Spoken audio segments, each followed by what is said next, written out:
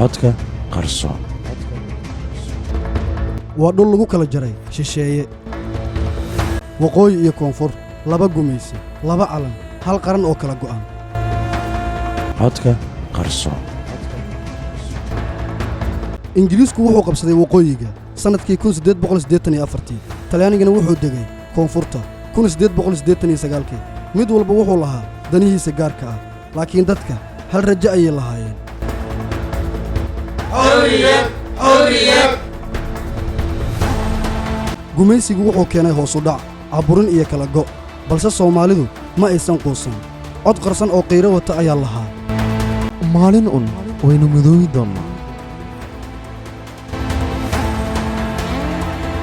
26 Juun 1960 koonfur way xorowday waqooyina 1 Luulyo ayay xorowday calankii buluuga ahaa wuu kacay jamhuuriyaddii Soomaaliyana way dhalatay dalka Jabuutina wuxuu ku jiray gacanta Faransiiska ilaa ayduna ay xorowday 27 Juun 1977 taariikhdaasna qalbigeena kama go'i doonto hal calan hal dad hal qaran waa astaanta Soomaaliyeed